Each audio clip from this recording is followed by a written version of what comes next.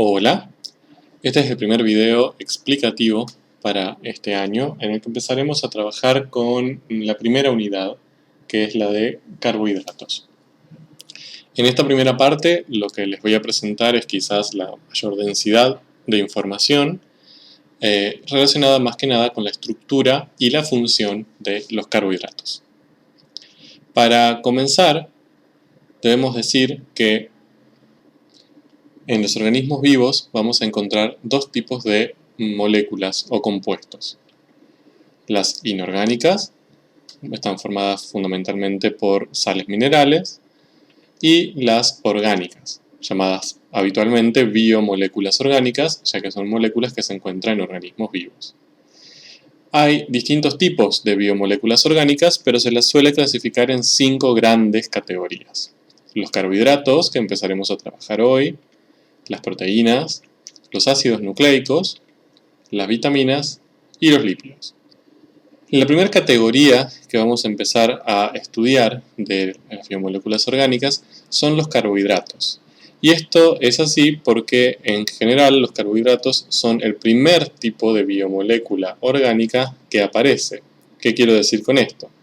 Todas estas biomoléculas orgánicas son generadas y la energía que se necesita para que se puedan sintetizar, para que cumplan sus funciones, proviene de la energía solar, a partir del proceso de fotosíntesis en los organismos que contienen clorofila.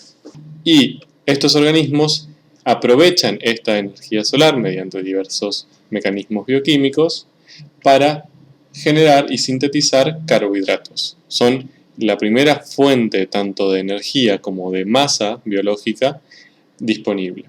Luego, esta energía podrá utilizarse para cumplir las funciones de los organismos, mientras que la masa de los carbohidratos puede modificarse, puede sufrir modificaciones y reacciones químicas para sintetizar proteínas, ácidos nucleicos, vitaminas o lípidos, dependiendo de lo que se necesite. Además, claro está, de otras biomoléculas inorgánicas que se pueden obtener, por ejemplo, de la tierra y del suelo. Ahora, ¿qué son los carbohidratos? Los carbohidratos son un conjunto bastante amplio de biomoléculas orgánicas, pero que podemos clasificarlo básicamente según su estructura. La mayor parte de las biomoléculas orgánicas tienen una estructura polimérica, es decir, hay unidades sencillas, que por lo general son moléculas no demasiado grandes, y estas se unen entre sí como si fueran cuentas en una cadena, bien, como un collar de perlas, lo que genera un polímero. Es decir, estos monómeros se unen en gran cantidad para formar una cadena, que a veces es ramificada además, y estos polímeros, esta unión de muchos monómeros, son los que cumplen las funciones biológicas principales. En el caso de los carbohidratos, las funciones son cumplidas no solo por los polímeros, sino también a veces por los monómeros. Por lo tanto, debemos estudiar todos los niveles de complejidad de los carbohidratos, de complejidad estructural. En primer lugar, vamos a estudiar los monosacáridos. Así llamaremos a los carbohidratos monoméricos, es decir, las moléculas sencillas que luego se unirán para generar otras más grandes. Luego tendremos los disacáridos, que se componen por dos monosacáridos unidos entre sí. Luego los oligosacáridos, que se componen por pocos monosacáridos, menos que 10, podría decir, unidos entre sí. Y luego los polisacáridos, que ahora sí son los polímeros de un gran número de monosacáridos unidos entre sí. Cada una de estas categorías tienen funciones y estructuras particulares, por lo cual las iremos viendo progresivamente. Para entenderlas desde ya, debemos comenzar con los más sencillos, los monosacáridos. Para facilitar el estudio de los monosacáridos, tomaremos un ejemplo. El ejemplo quizás más conocido y que más acceso tenemos en nuestros estudios es la glucosa. La glucosa puede encontrarse de diferentes formas a nivel macroscópico. Se puede encontrar como un líquido, porque tiene mezclada una pequeña parte de agua que la transforma en líquida, o puede también encontrarse como sólido. En particular, si tenemos, digamos, macroscópicamente una porción de glucosa líquida y vamos a nivel submicroscópico, veremos lo que sucede en todo el líquido. Partículas bastante condensadas, relativamente juntas entre sí, pero que se mueven y esto le permite, por ejemplo, fluir o adaptarse a los recipientes que los contienen. Ahora, si hacemos un poco más de zoom en estas partículas, si observamos cómo es la composición a nivel atómico de estas partículas, lo que observamos para la glucosa es esto. Aquí cada una de las esferas representa un átomo. Y fíjense que estos átomos están enlazados de cierta manera, generando un ente único, bien, formado con una cierta cantidad de átomos, que parecen ser aproximadamente 20, pero que tiene una cierta independencia. Por eso decimos que esta es una única partícula de glucosa, bien, y estaría representado en este esquema como una pelotita rosada. Ahora, como verán, la cantidad de átomos unidos no es pequeña. Ustedes quizás están acostumbrados a moléculas más pequeñas en sí, o compuestos más pequeños, como por ejemplo sales o alcoholes. Aquí la glucosa tiene un número no menor de átomos, así que analicemos esto con detalle. En este esquema, las esferas rojas representan a los carbonos. ¿Bien? Fíjense que los carbonos están unidos linealmente. ¿Qué significa eso? Que podemos ir de uno a otro siguiendo una cadena. Luego, las esferas verdes representan a los oxígenos. Fíjense que cada oxígeno está unido al menos a uno de los carbonos. ¿Bien? Este está unido a dos. Mientras que las azules representan a los hidrógenos, que pueden estar unidos a carbonos o pueden estar unidos a oxígenos. Y otra cosa interesante que observamos muy claramente en la figura es que aparece un ciclo. Es decir, una estructura enlazada, bien, carbonos y oxígenos enlazados, pero sin principio ni final, que está formado por 5 carbonos y un oxígeno. Es decir, es un ciclo de 6 elementos. Bien, entonces aquí podemos hacer distintos análisis. Comencemos. El primero es el de su composición. Olvidándonos de la estructura, llamaremos estructura a, por ejemplo, cómo están unidos estos átomos o cómo están orientados entre sí, no nos interesa. Solo nos interesará en principio la composición, es decir, cuántos átomos de cada tipo hay. Si nos focalizamos en esto, vemos que hay 6 átomos de carbono, 6 esferitas rojas, 12 de hidrógeno, 12 esferitas azules, pueden contarlas, y 6 de oxígeno, bien, que son las esferitas verdes. Así obtenemos lo que llamamos fórmula molecular. Bien, es decir, si nosotros tenemos que escribir a nivel simbólico las partículas submicroscópicas de la glucosa, diremos que tiene esta composición. 6 carbonos, 12 hidrógenos y 6 oxígenos por partícula. Usualmente esta estructura que les presento aquí no es muy cómoda de ver. Más allá que es útil, por ejemplo, para contar, no suele ser tan sencilla para escribir y además pierde algún tipo de información que ya vamos a ver pronto. Hay muchas formas en que van a encontrar representadas las glucosas o los monosacáridos en general. Aquí les presento una que para mí es una de las más comunes, donde el código de colores se mantiene. A partir de ahora, todos los carbonos los vamos a ir marcando en rojo y los oxígenos en verde. Los hidrógenos pueden aparecer en azul o en negro, dependiendo si nos interesan o no. Bien, comparemos esta representación con esta. Fíjense que es prácticamente idéntica, solo que aquí, en vez de utilizar esferas, utilizan símbolos químicos. Bien. Este caso, este carbono, es este carbono de aquí, y está unido a un hidrógeno, que sería este, y a un oxígeno unido a un hidrógeno, que sería esto. Bien, lo mismo pasa con este carbono, está unido a un hidrógeno y a un oxígeno unido a un hidrógeno. Lo mismo para el siguiente, el siguiente, el siguiente, el siguiente.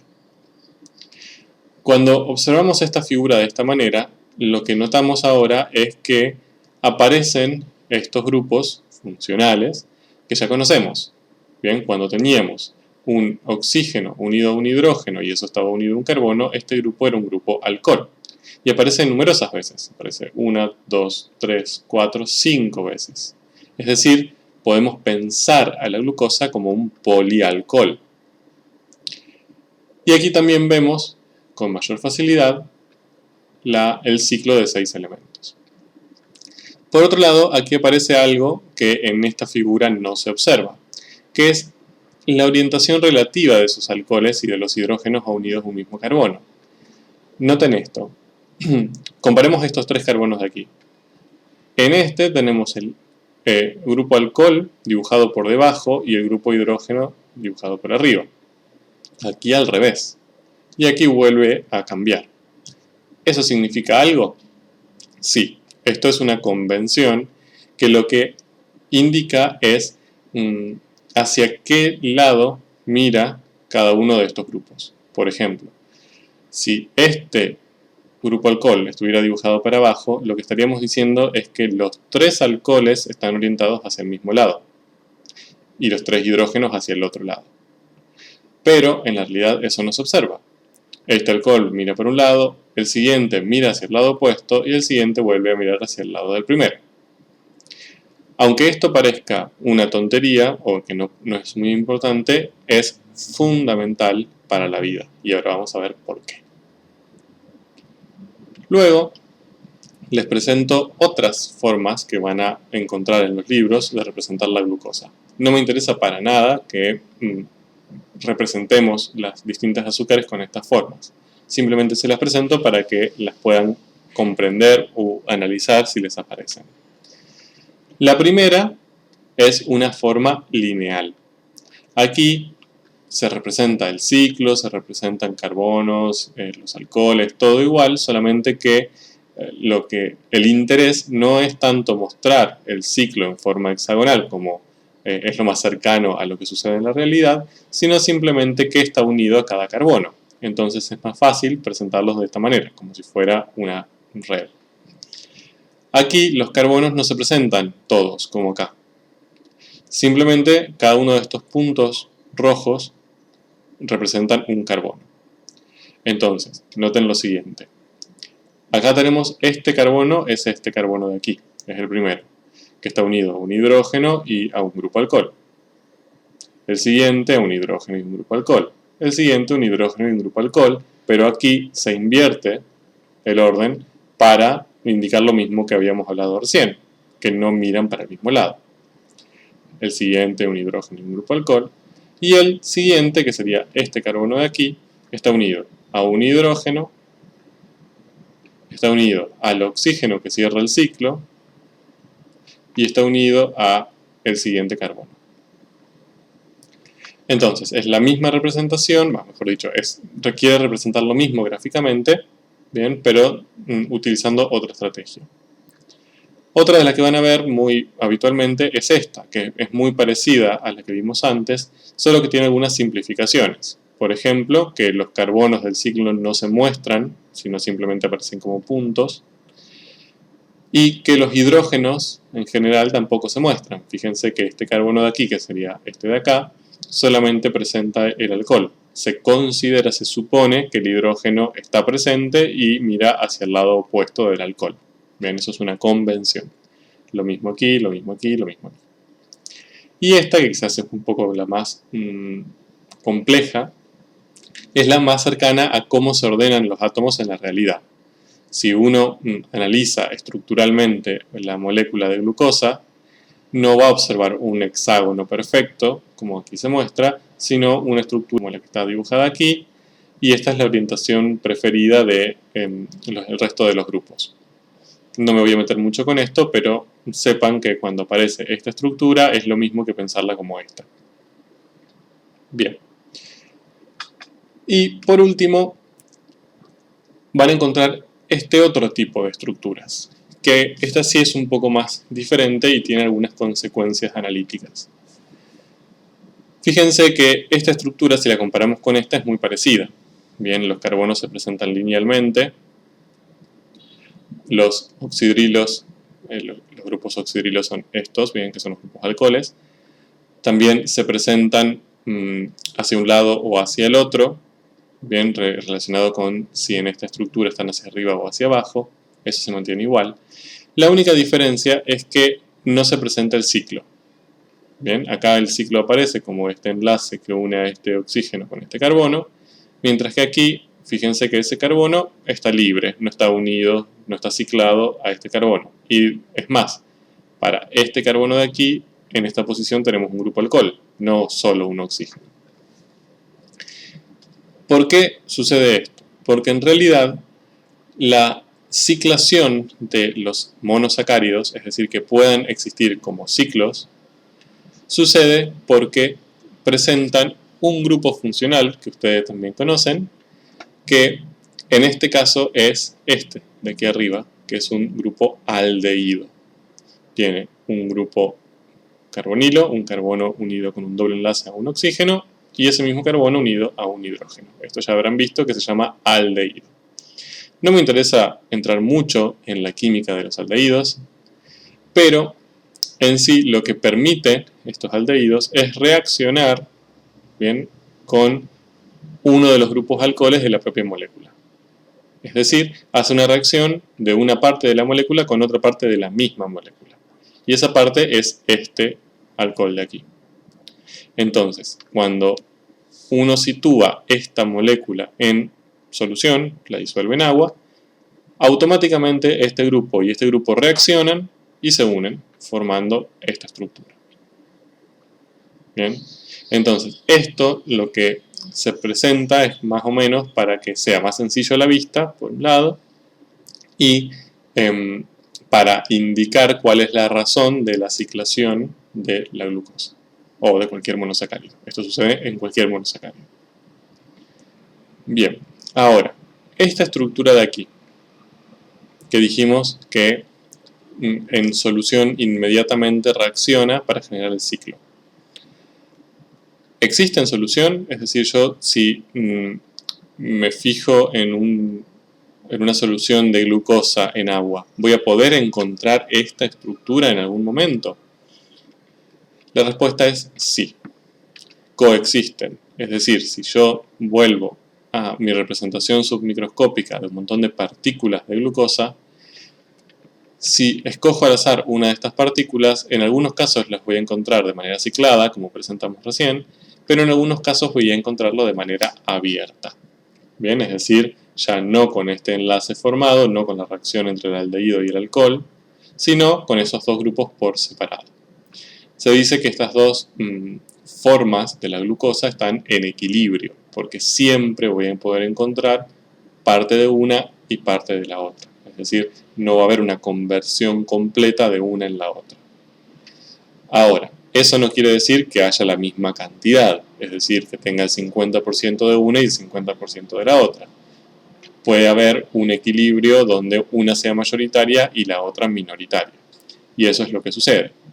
De hecho, en solución, a temperatura ambiente y a pH 7, bien, en agua neutra, encontraremos el 99,997% de las partículas en la forma ciclada y solo un 0,003% de las partículas en la forma abierta. Esto quiere decir que si yo escojo 100.000 partículas y analizo en qué forma están, encontraré en promedio 3 que estén así y 99.997 que estén así. Bien, es decir, esta forma es muy minoritaria. Ahora la pregunta es, y bueno, entonces, ¿para qué estamos estudiando una forma minoritaria? Porque aunque haya poquita cantidad, poquita proporción de esta forma abierta, este grupo aldehído es reactivo. Es decir, nos permite hacer reacciones, nos permite encontrarlo, bien que acá no lo vamos a poder encontrar porque no existe, pero aquí sí, nos permite encontrarlo, seguirlo, medirlo y poder sacar información útil de los monosacáridos. Con esto vamos a trabajar un poco en el laboratorio. Entonces, toda esta información que acabamos de presentar, todos estos datos, nos sirven para clasificar a los monosacáridos. Esto es fundamental. Hay muchos monosacáridos conocidos y útiles. Por lo tanto, necesitamos formas de organizarlos de modo que uno pueda estudiarlos de una manera más sistemática. Entonces vamos a ver 4 criterios de clasificación. El primer criterio de clasificación se basa en la composición, ¿bien? Es decir, se basa simplemente en cuántos carbonos, hidrógenos y oxígenos conforman a los monosacáridos. Especialmente lo que nos interesará es cuántos carbonos forman a los monosacáridos, es decir, cuántos carbonos lineales están unidos. El segundo criterio va a ser la ciclación. No siempre los monosacáridos ciclan de la misma manera. No siempre van a generar este ciclo de 6 elementos con 5 carbonos y un oxígeno. Bien, y eso también permite clasificarlos.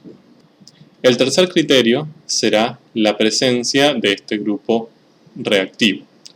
Vamos a ver que no siempre serán aldehídos y no siempre estarán en la misma posición.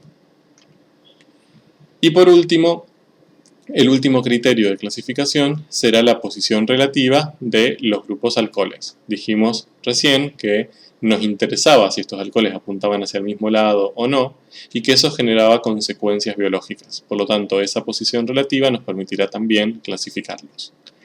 Noten que estos últimos 3 criterios de clasificación son criterios estructurales, no son de composición.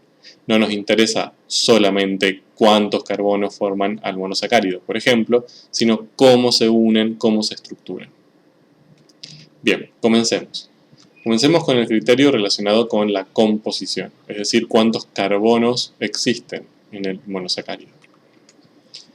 Y ahí vamos a poder encontrar 2 grandes grupos. Cuando tenemos 6 carbonos unidos linealmente, estamos frente a una hexosa. Diremos que ese monosacárido es una hexosa. Hay muchas hexosas. Por ejemplo, la glucosa, como tiene 6 carbonos unidos linealmente, es una hexosa. También existen otros donde hay 5 carbonos y no 6. Y ahí tenemos pentosas. Bien. ¿Existen otros? Sí. Existen tetrosas cuando tienen 4, triosas cuando tienen 3, heptosas cuando tienen 7 y ya los demás son más extraños, aunque los más importantes biológicamente son las hexosas y las pentosas. De hecho, una pentosa bastante famosa y que la volveremos a ver en unas semanas es la ribosa. Fíjense que la ribosa tiene 5 carbonos en su composición, no 6, por eso es una pentosa. Y cicla también, muy similar a lo que sucede con la glucosa, pero formando un ciclo de 5 elementos. Bien, fíjense que aquí tenemos casi un pentágono, no un hexágono. Se compone de la misma manera. En vez de 5 carbonos y un oxígeno, ahora tenemos 4 carbonos y un oxígeno con alcoholes hacia arriba y hacia abajo. Es muy similar a lo que vimos anteriormente, solamente que con un carbono menos. Un derivado de la ribosa lo vamos a encontrar en el ADN. Y la ribosa la vamos a encontrar en el ARN. Bien, pero ya nos meteremos con eso. Luego dijimos que el segundo criterio que íbamos a utilizar era la ciclación, justamente. Entonces, en este caso vamos a encontrar a las piranosas, que generan ciclos de 6 elementos, bien, es decir que el ciclo se compone por 6 átomos unidos, y las furanosas, que tienen 5 elementos. No me interesa que se acuerden estos nombres, simplemente se los presento por si aparece en algún momento y que puedan venir a buscarlo para ver qué significaba. Las furanosas tienen ciclos de 5 elementos unidos, como el que vimos recién con la ribosa. Ahora, ustedes preguntarán, entonces, bueno, pero son 2 criterios iguales. Si tiene 6 carbonos, genera un ciclo de 6, y si tiene 5, un ciclo de 5. Dicho de otra manera, las hexosas son piranosas y las pentosas son furanosas. Y la respuesta es no, la vida no es tan simple. Hay veces que las hexosas con 6 elementos, por ejemplo, generan o son furanosas, generan ciclos de 5 elementos. Uno de los ejemplos más claros que vamos a usar también es la fructosa. Si vemos la fórmula, la composición de la fructosa tiene 6 carbonos, 2 hidrógenos, 6 oxígenos, idéntica a la glucosa en composición. Ahora, en estructura, no. Fíjense que aquí la ciclación se da formando un ciclo de 5 elementos y no de 6. Es una furanosa, más allá de que tiene 6 carbonos. 1, 2, 3, 4, 5, 6. ¿Bien? Entonces no hay una relación unívoca entre la composición, la cantidad de carbonos y el tipo de ciclo que forman. Bien, el tercer criterio es la presencia de este grupo reactivo. Aquí vamos a ver que existen dos posibilidades. Que aparezcan aldehídos, como en este caso, o que aparezcan cetonas. Entonces, si aparecen alcoholes, como los que están aquí, y un grupo aldehído, como este, diremos que ese monosacárido es una aldosa. Bien, entonces podemos decir que la glucosa es una aldosa, porque cuando está en forma no ciclada aparece un aldehído. Mientras que a veces aparecen alcoholes y en vez de un aldehído, un grupo cetona. Entonces ahí diremos que estamos frente a una cetosa. El carbono que forma parte de estos grupos, ya sea del aldehído o de la cetona, que en este caso sería este, el carbono acá marcado con un número 1, se le llama carbono anomérico, para indicar cuál de los 6 o de los 5 es el que posee el grupo funcional. Y por lo tanto va a generar la ciclación. Entonces en la glucosa, por ejemplo, el carbono anomérico es el carbono 1. Observen el caso de la fructosa. La fructosa fue la que vimos anteriormente que tenía 6 carbonos pero generaba un ciclo de 5. Fíjense que cuando la escribimos en forma abierta, no ciclada, observamos una diferencia notable. Tiene 6 carbonos, al igual que la glucosa, pero fíjense que el grupo reactivo aparece aquí. ¿Bien? Y que como es un carbono unido a un oxígeno por dobles enlaces y a otros dos carbonos, bien, noten la diferencia con este, que está unido a un oxígeno por dobles enlaces y a un hidrógeno, este no está unido a ningún hidrógeno, decimos que este es un grupo cetona. Por tanto, la fructosa es una cetosa. Y su carbono anomérico, es decir, el carbono que tiene el grupo funcional reactivo, es el 2. Bien, y por último, estudiemos qué sucede con la orientación relativa de los grupos alcoholes. Esto, más que un criterio de clasificación, es un criterio de nomenclatura. Los monosacáridos se nomenclan de acuerdo a cómo están orientados sus grupos alcohol. Y aparecen este tipo de tablas, que no me interesa bajo ningún punto de vista que la sepan, ni la estudien, ni la analizaremos mucho en detalle, pero lo que hacen es ir graficando diferentes monosacáridos en forma abierta con diferente posición relativa de los grupos alcoholes y le va asignando un nombre. Por ejemplo, fíjense aquí, esto es una tetrosa, es decir, tiene 4 carbonos, este. Fíjense que es una aldosa, todas las que están aquí son aldosas, porque todas tienen aldehídos y no tienen cetonas. Aquí lo que quiere mostrar es que los dos alcoholes, bien centrales, están para el mismo lado. Entonces, cuando eso sucede, se llama eritrosa. Ahora, si están para lados opuestos, se llama treosa. Bien. Y fíjense aquí, si comparan todas estas son todas las hexosas, tienen 6 carbonos. Bien. Si comparan aquí, no van a encontrar dos que sean iguales, es decir, que tengan para el mismo lado los alcoholes. Aquí, por ejemplo, todos están para el mismo lado, y tenemos la alosa, mientras que aquí tenemos 3 para ese lado y 1 para el lado opuesto. Bien, y ahí tenemos la altrosa. Aquí tenemos 3 para el mismo lado, pero es el segundo el que cambia. Ahí tenemos la glucosa, que ya la conocíamos. Bien, y así sucesivamente. Y la convención, si uno quiere imaginar estas estructuras, pero en esta forma, bien, con el ciclo, es que los grupos que están a la derecha en estas estructuras se dibujan hacia abajo en estas. Fíjense con la glucosa.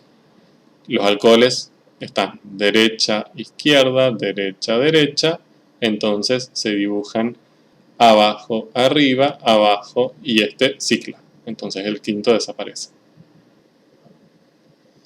Entonces, hasta ahora sabemos que a nivel submicroscópico, la glucosa, bien, que es un monosacárido, está formado por partículas iguales, o sea que es una sustancia compuesta, pero una sustancia al fin.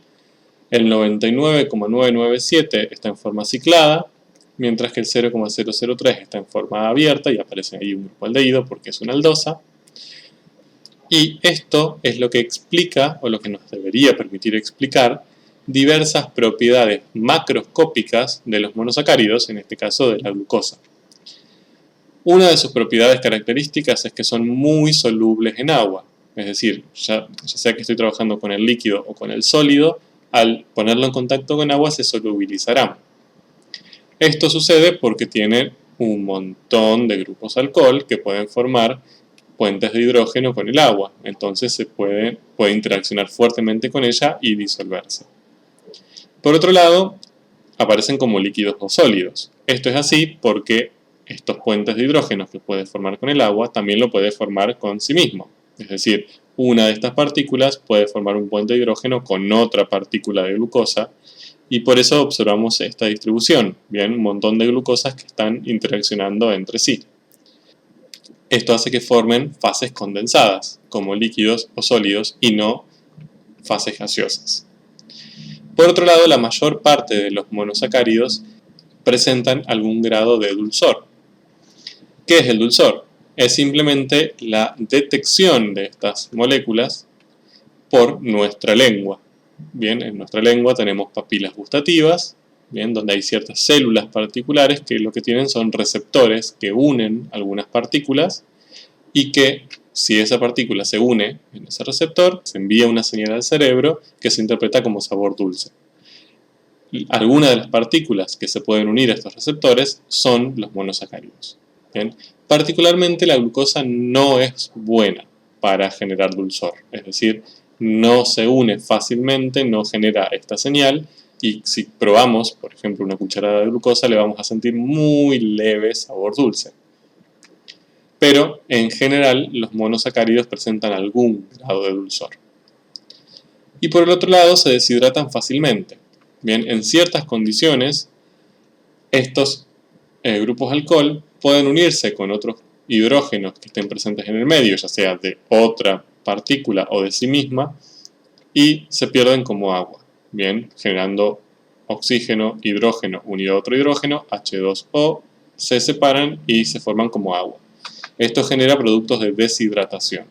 Bien, uno de los ejemplos más claros es la caramelización. Bien, una parte del proceso de caramelización de estos azúcares se debe porque se deshidratan. De hecho, cuando hacemos caramelo van a observar que sale humo y ese humo, entre comillas, no es humo, es vapor de agua que se está perdiendo porque es el agua que se separa de estas moléculas.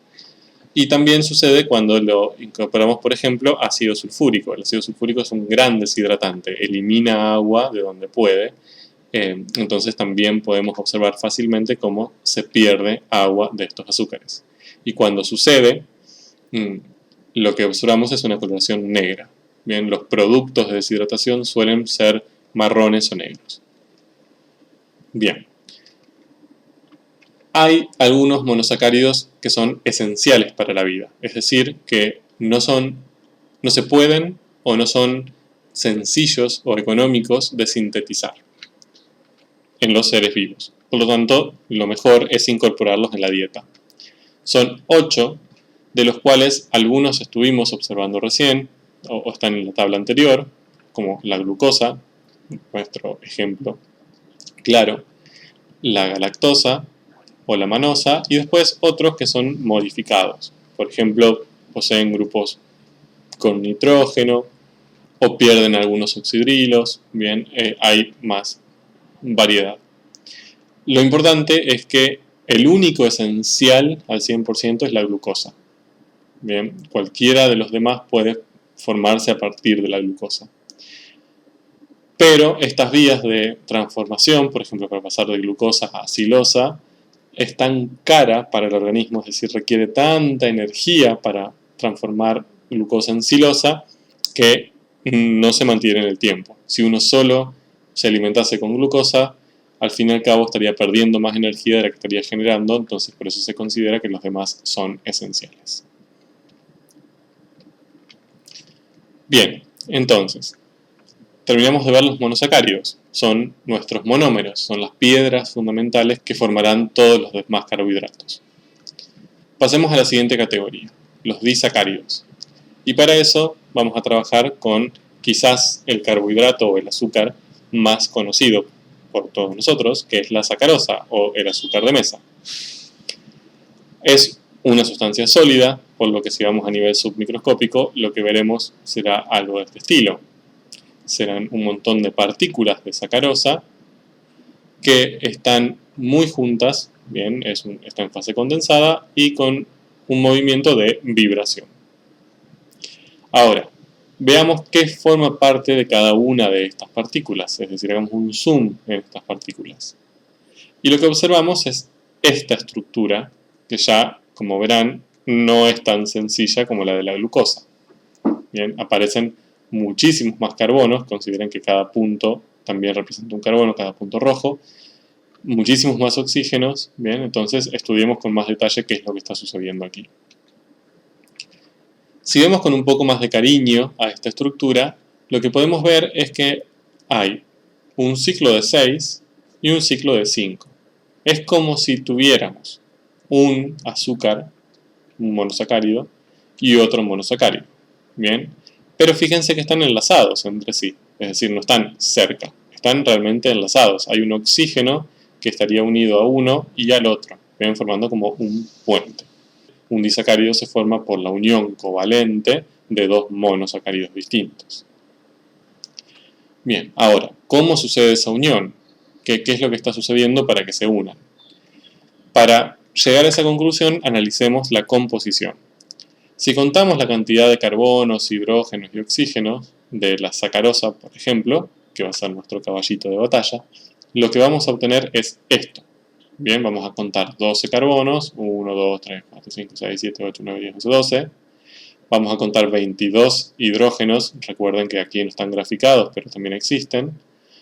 Y 11 oxígenos. Ahora, acá, si separamos esta molécula en dos por este oxígeno y contamos la cantidad de carbonos, acá tenemos 6 de este lado y tenemos 6 de este lado. Entonces parecerían ser la unión de dos hexosas.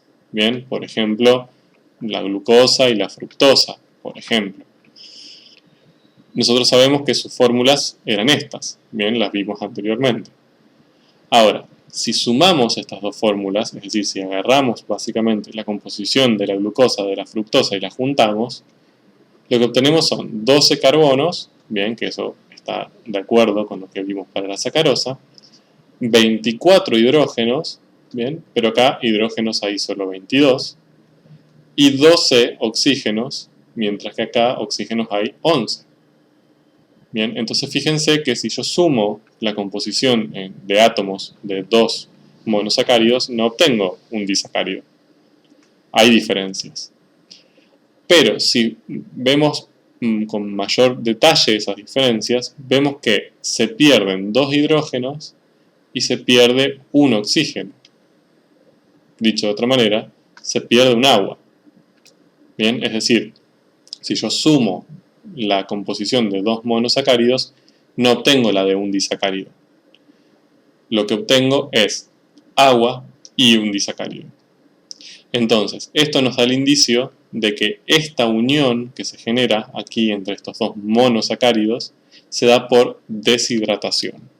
Es decir, lo que induce esta unión es la pérdida de agua. Hay un cierto reordenamiento de esos átomos, de modo que se libera un agua al medio y los dos monosacáridos permanezcan unidos. Este enlace se llama enlace glicosídico, no me interesa que aprendan ese nombre. ¿Cómo sucede? Aquí lo que tenemos es, por ejemplo, una glucosa que vimos antes y una fructosa, bien, una partícula de fructosa, también las vimos antes.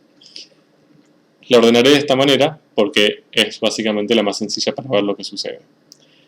Aquí, este grupo alcohol, bien, que está unido al carbono 1 de la glucosa y este grupo alcohol, que está unido al 2 de la fructosa, se acercan.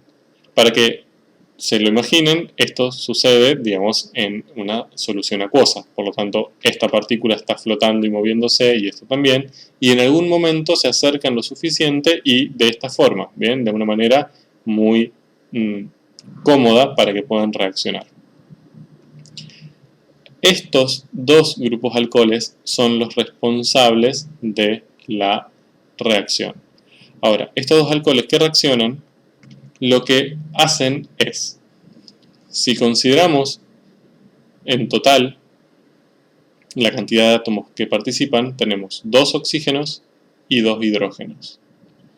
Entonces, al deshidratarse, que sabemos que es el proceso que sucede, se tienen que perder 2 hidrógenos y se tiene que perder un oxígeno. Entonces, estos 2 hidrógenos y un oxígeno desaparecen, mientras que el otro oxígeno es el que deja de unirse al hidrógeno y pasa a unirse al carbono. Entonces es el oxígeno que genera esta unión. Entonces, en definitiva, estos 4 átomos que aquí estaban formando parte de 2 grupos alcoholes, ahora forman parte de la molécula de agua, que tiene 3, y el oxígeno puente, bien, que une los 2 monosacáridos. Y ahora sí, tiene más sentido las fórmulas que vimos antes.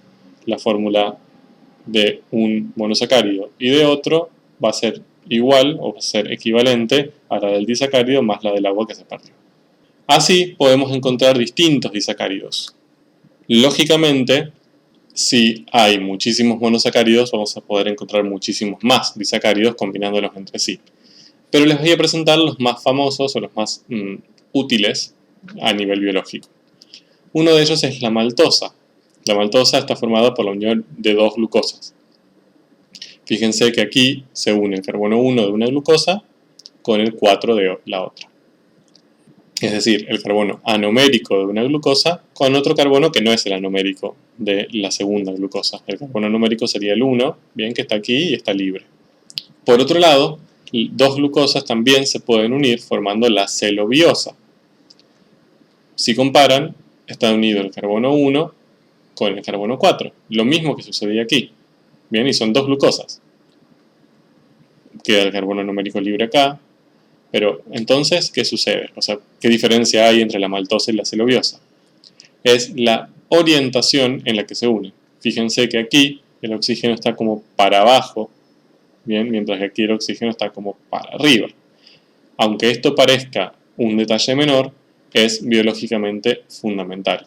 De hecho, la maltosa podemos consumirla y degradarla, es decir, usarla como alimento, mientras que la celobiosa, que es prácticamente lo mismo, pero unida un poco distinto, orientada distinto en la unión, nuestro cuerpo no lo reconoce, no es degradada y puede atravesar nuestro sistema digestivo sin ser digerida, simplemente porque se unen distinto.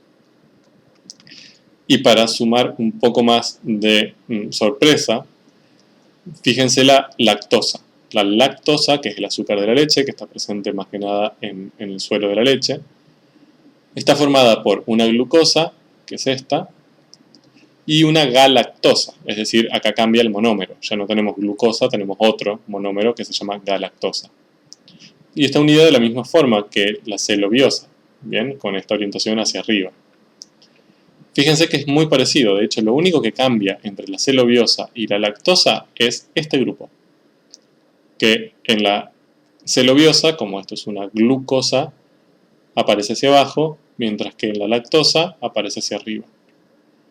Solo por este cambio, la lactosa es identificada por nuestro cuerpo y degradada, es decir, se puede consumir lactosa y podemos degradarla para generar energía. Bien, de hecho, si tomamos leche, podemos alimentarnos con los azúcares de la leche, mientras que la celobiosa no, solamente por la orientación de este grupo alcohol. Es decir, las cuestiones estructurales en las biomoléculas son fundamentales. Es algo que permite que un compuesto sea degradado o no, que pueda ser utilizado para que un organismo crezca o se alimente o no, bien, que haya reconocimiento o no. Es hiper específico. Y luego tenemos la sacarosa, bien, nuestra amiga que estábamos estudiando, que está formada por una glucosa y una fructosa, como habíamos dicho anteriormente. La única diferencia que podemos notar con las otras tres es que ambas están unidas por sus carbonos anoméricos. Bien, recuerdan que la glucosa, su carbono anomérico, es decir, el carbono donde aparecía el aldehído, es el 1, mientras que en la fructosa era el 2, y aquí esta unión se da en su carbono anomérico. Por lo tanto, en solución, en la maltosa, en la celobiosa o en la lactosa, este carbono 1 que está aquí, de la glucosa que es anomérico, va a poder generar, se va a poder abrir y va a poder generar el aldehído que le corresponde, mientras que en la sacarosa eso no va a poder suceder, porque ya perdieron sus carbonos anoméricos libres, ahora están unidos por el enlace glicosídico, así que la sacarosa nunca va a permitir una forma abierta, siempre va a permanecer en la forma ciclada. Pasemos ahora a los oligosacáridos. Los oligosacáridos más comunes son los GOS, FOS y XOS, que son oligosacáridos de galactosa, fructosa o xilosa. No me voy a detener mucho en ellos, simplemente son muchas galactosas unidas, ¿sí? Muchas no, en realidad, con un número de entre 2 y 10, 2 y 12. Lo mismo con la fructosa y lo mismo con la xilosa, y se utilizan como probióticos. Por lo general, al consumirse, llegan casi intactos a nuestro intestino y favorece el desarrollo de bacterias que son beneficiosas para nuestra salud. Es algo similar a lo que hacen los productos como el Actimel o ese tipo de bebidas nutricionalmente activas. Y por último, veamos los polisacáridos. Para estudiar los polisacáridos vamos a tomar como nuestro ejemplo paradigmático al algodón, que está formado más del 90% por un polisacárido que se denomina celulosa. A nivel submicroscópico volveremos a ver el estado sólido, y cuando observamos cada una de estas partículas, que ahora ya no es una única partícula tan fácil de separar de las demás, lo que observamos es esta estructura, que si la vemos con detalle es muy parecida, al menos como está dibujada, a lo que veíamos antes para la celobiosa. Bien, era como parecía un disacárido de dos glucosas unidas como para arriba. Pero noten esta parte. Esto indica que esta unión no son solo dos, sino que son muchos. Bien, es decir, es una glucosa unida para arriba con otra, unida para arriba con otra, unida para arriba con otra, formando una cadena de N glucosas. Y aquí sí ese N es muy grande. Está en el orden de los cientos o de los miles. Bien, por eso estamos hablando de polisacáridos. Analicemos un poco más con detalle la estructura de la celulosa. Bien, aquí fíjense que están dibujadas 4 de estas glucosas unidas una a otra entre el carbono numérico de una y el 4 de la otra hacia arriba. Luego la segunda, carbono 1 con carbono 4 hacia arriba, carbono 1 con carbono 4 hacia arriba y así sucesivamente. Lo que permite hacer la celulosa, además de formar esta gran molécula lineal, es que estas moléculas lineales se ubiquen paralelas unas a otras y que puedan formar puentes de hidrógenos entre sí.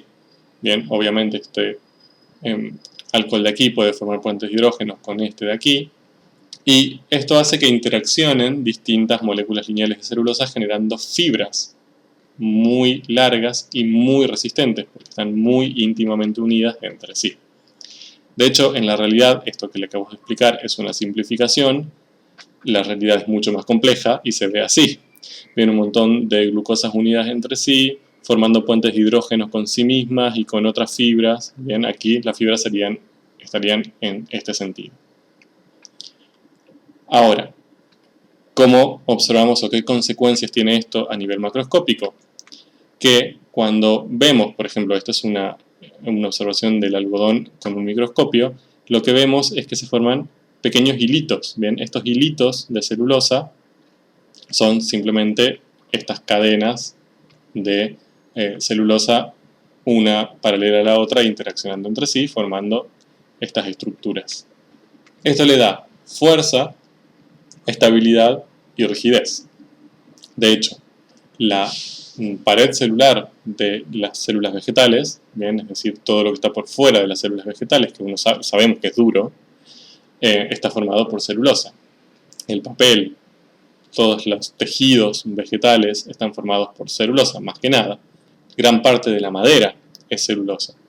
Fíjense cómo esta estructura es súper fuerte y rígida, ¿bien? Y tiene fines estructurales para los seres vivos. Por otro lado, también se conocen muchas aplicaciones tecnológicas de la celulosa. Al modificarla se puede hacer nitrocelulosa, que es un explosivo utilizado, por ejemplo, en la pólvora, o también, si se le agregan algunos otros grupos, se puede generar, por ejemplo, el celofán o acetatos, que son plásticos transparentes. Y por otro lado, la celulosa es importante porque es la molécula más presente en el mundo. Es decir, un gran porcentaje de las moléculas del mundo es celulosa porque forma parte prácticamente de toda la estructura celular externa de los vegetales y de algunos hongos. Por lo tanto, las modificaciones de la celulosa tienen un gran interés aplicado, ya que existe en una gran cantidad, es muy accesible y por lo tanto es una materia prima muy barata y fácil de obtener. La celulosa no es el único polisacárido, como imaginarán. Uno muy similar es la amilosa. La amilosa está formada también por la unión de muchas, cientos o miles de glucosas, como observan en la figura. Sucede lo mismo que pasaba con la maltosa y la celobiosa. Más allá de que la unión es de la misma subunidad, es decir, son glucosas unidas entre sí, la diferencia se da en cómo se unen. Bien, mientras que la celulosa es más parecida a la celobiosa en el sentido de que se unen hacia arriba, la amilosa es más parecida a la maltosa porque la unión se da hacia abajo. Esto genera propiedades bastante distintas en general. La amilosa no se encuentra en la naturaleza como tal, es muy extraño encontrar amilosa relativamente pura, y por lo general se une y aparece en conjunto con otro polisacárido de glucosa, que es la amilopectina. La amilopectina es básicamente amilosa, bien, fíjense que esta región y esta son idénticas, pero que en algunos casos, bien, algunas glucosas, además de pertenecer a la cadena principal, presentan uniones entre el carbono 1 de una glucosa con el 6 de algunas glucosas. Entonces, esto lo que genera son ramificaciones. Dicho de otra manera, hay algunas glucosas que se unen linealmente, es decir, una tras otra, tras otra, tras otra, mientras que algunas, como esta, que está aquí graficada, sirven como puntos de ramificación y se unen a 3, no solo a 2 como las normales. Entonces, en general tenemos un polisacárido que se llama lineal de glucosas, que es la amilosa, y otro que es ramificado, ¿bien? Que es la amilopectina, todas unidas hacia abajo. Si la unión es hacia arriba, estamos frente a la celulosa que no presenta ramificaciones. La amilosa y la amilopectina se suelen presentar juntas, es decir, no se suele encontrar solo amilopectina o solo amilosa. Bien, se pueden separar en el laboratorio, pero en los seres vivos suelen aparecer juntas. Y forman lo que se llama almidón. El almidón no es más que una mezcla en distintas proporciones de amilosa y amilopectina. Por lo general ronda el 25% de amilosa y un 75% de amilopectina. Estas ramificaciones lo que permiten es que el almidón genere estructuras más del estilo globular. Estos pequeños globitos que ven ahí son pequeñas vacuolas de almidón que se ven en la papa.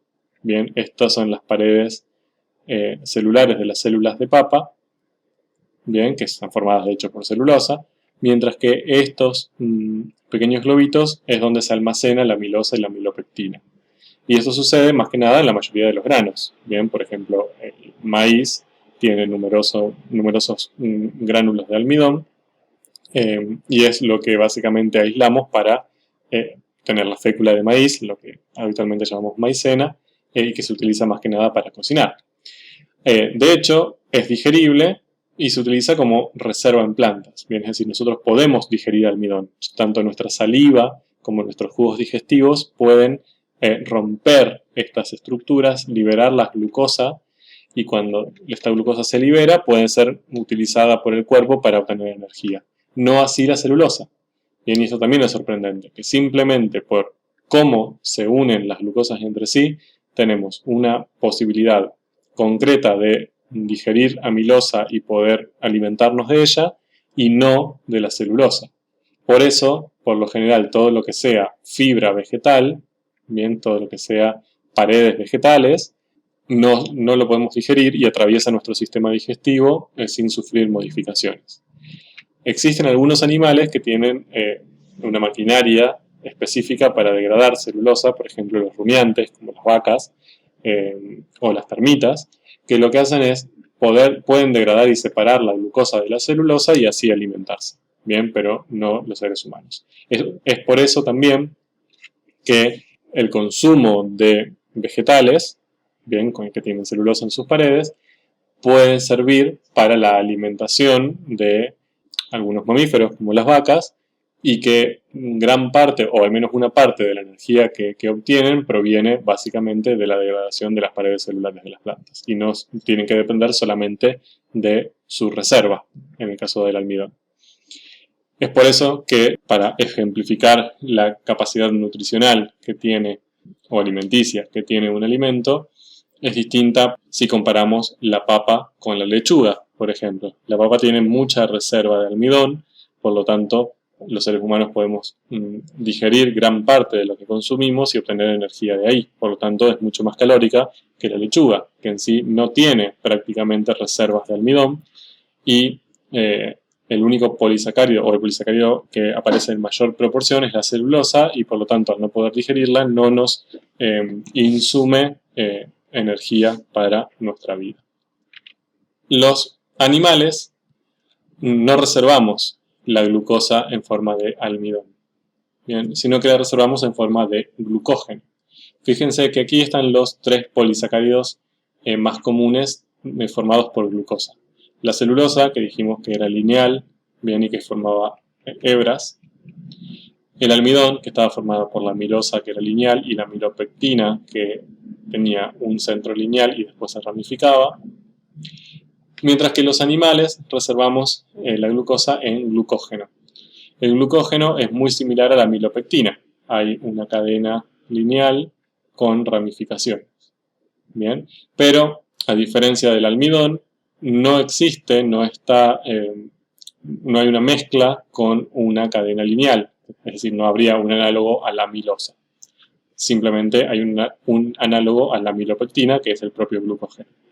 Y por otro lado, las ramificaciones son mucho más frecuentes. Fíjense, en el almidón, cada tanto aparece una ramificación bastante larga, bien, es decir, está menos ramificado, mientras que en el glucógeno es muy frecuente que se ramifique, entonces hay mucha mayor cantidad de glucosas en el mismo espacio.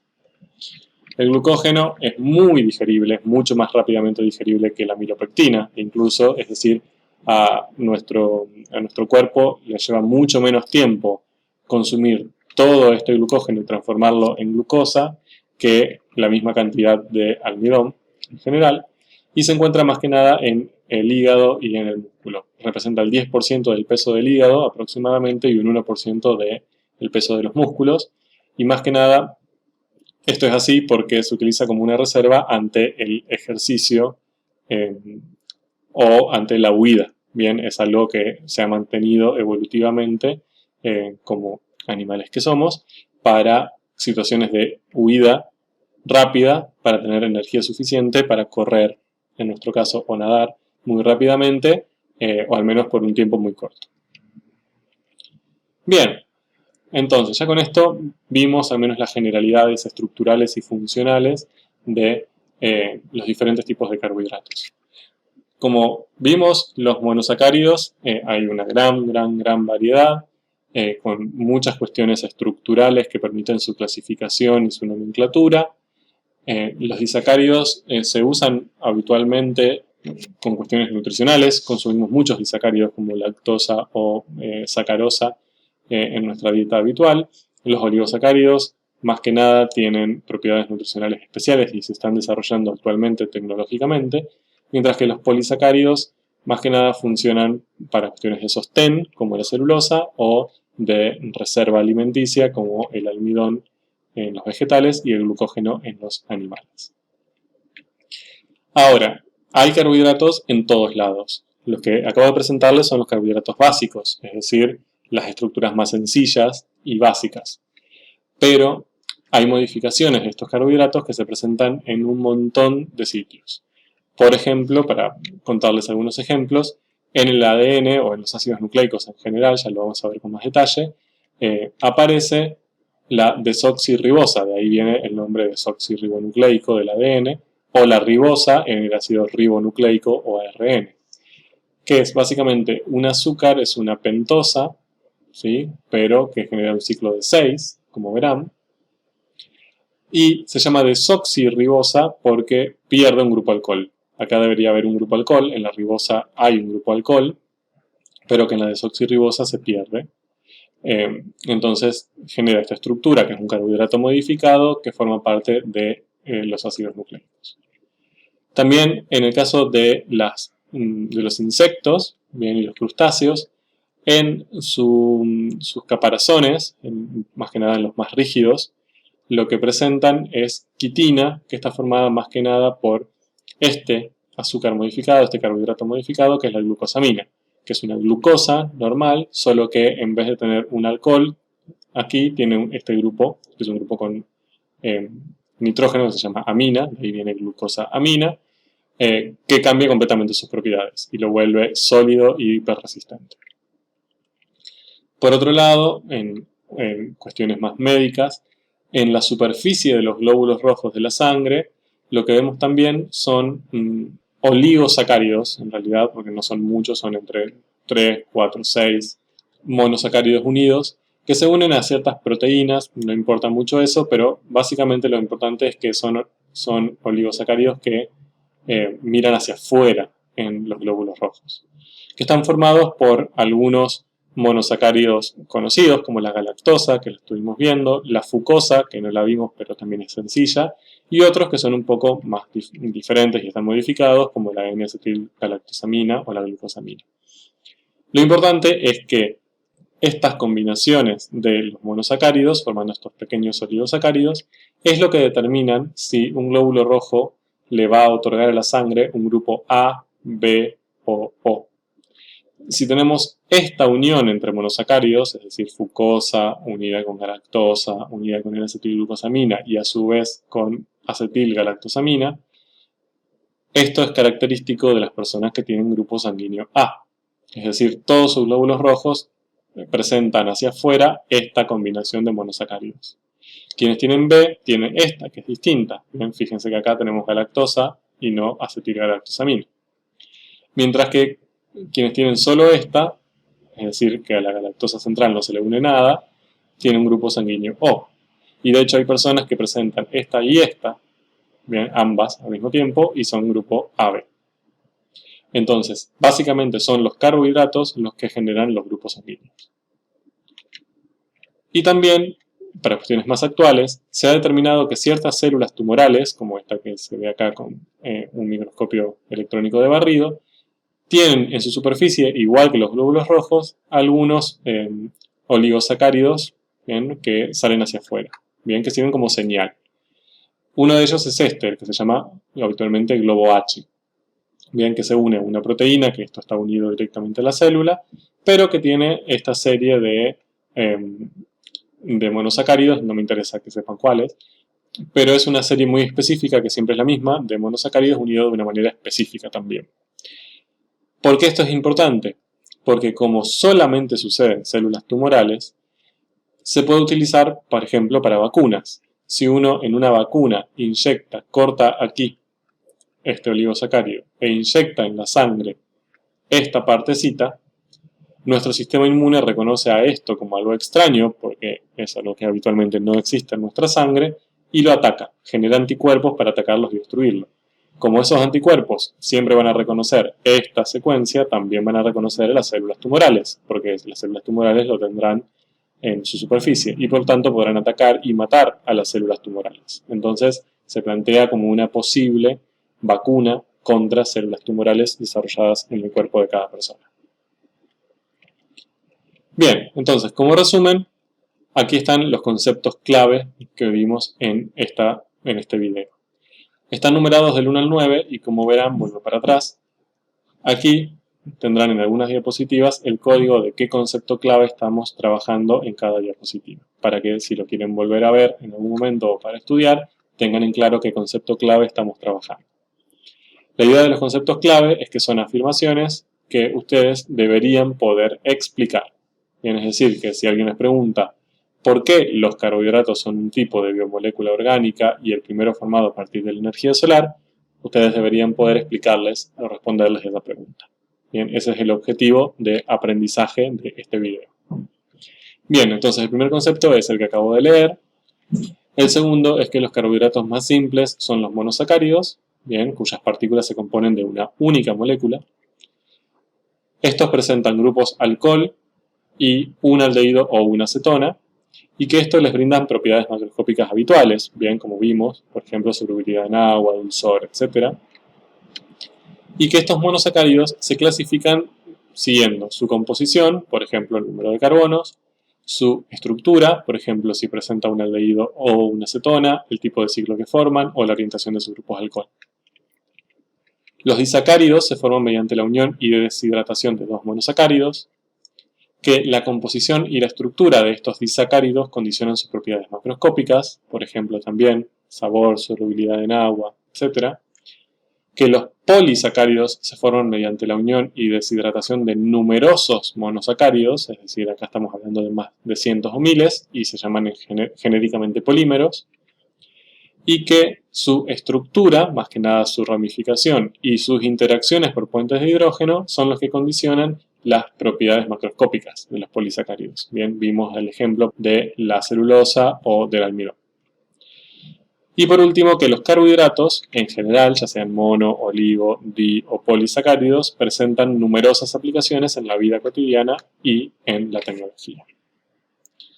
Bien, aquí terminamos con este primer video.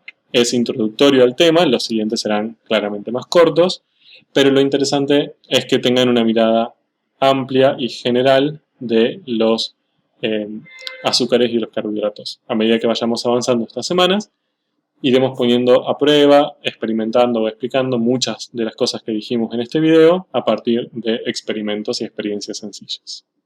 Hasta luego.